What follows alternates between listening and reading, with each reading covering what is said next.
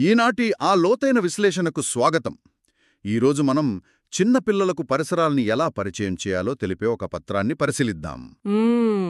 అవును, ఇది ఉపాధ్యాయులకు ఒక అద్భుతమైన మార్గదర్శి అని చెప్పాలి. సరిగ్గా చెప్పారు. ఈ పత్రం చదువుతున్నప్పుడు నాకనిపించిన విషయం ఏంటంటే, ఇది చాలా సున్నితంగా ఉండాలి. అవును, ఎంతో ప్రేమతో పిల్లలకు ఒక కథలా సాగాలి. వాళ్ల మెదడు ఆటల ద్వారానే చాలా వేగంగా ఎదుగుతుంది కదా. ఖచ్చితంగా. అందుకే ఇందులో ముందుగా కృత్యం పేరు చూస్తే నా చుట్టూ ఉన్న జంతువులు, కీటకాలు మరియు పక్షులు గుర్తించడం, పేరు చెప్పడం మరియు వివరించడం అని ఉంది.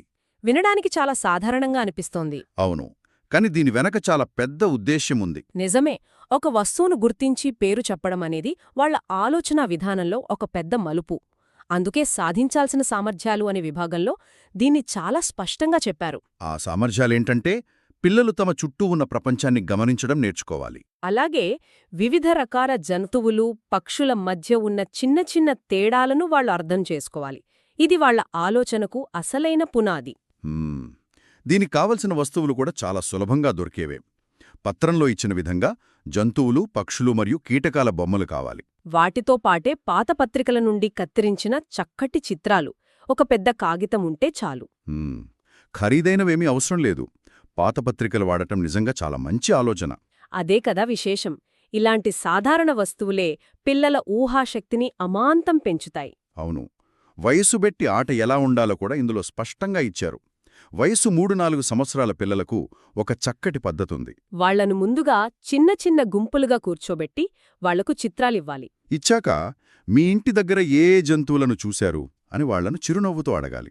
ఆ తర్వాత అడవిలో ఉండే జంతువులకు, మనింట్లో ఉండే పెంపుడు జంతువులకు తేడా ఏమిటో ఒక చిన్న కథలా చెప్పాలి. అవును, కథలా చెబితేవే అది వాళ్లకొక అందమైన అనుభవంలా గుర్తుండిపోతుంది. కాని వయస్సు 4-5 సంవత్సరాల పిల్లల దగ్గరకు వచ్చేసరికి విధానం కొంచెం మారుతుంది.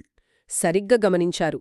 ఇక్కడ వాళ్ల గుంపులకు బొమ్మలిచ్చి, ఆ బొమ్మలను వాటి పేర్ల కింద సరదాగా ఉంచమని ప్రోత్సహించాలి.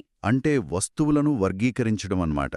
అవును, పక్షులు ఒకవైపు, జంతువులు ఒకవైపు అని వేరుచేయడం వాళ్ల విశ్లేషణాత్మక శక్తిని చాలా పెంచుతుంది. అదే సమయంలో జంతువులకు, మనుషులకు ఉన్న తేడాలను కూడా వాళ్లతో ముచ్చటించాలి.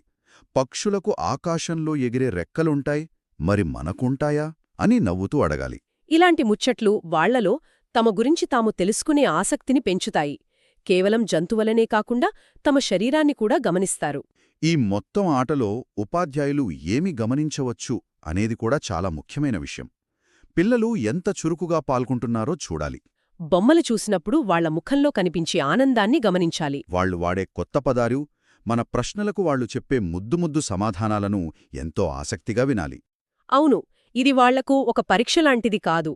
వాళ్ల ఆనందమే వాళ్లు ఎంత బాగా నేర్చుకుంటున్నారు అనడానికి అసలైన కొలమానం.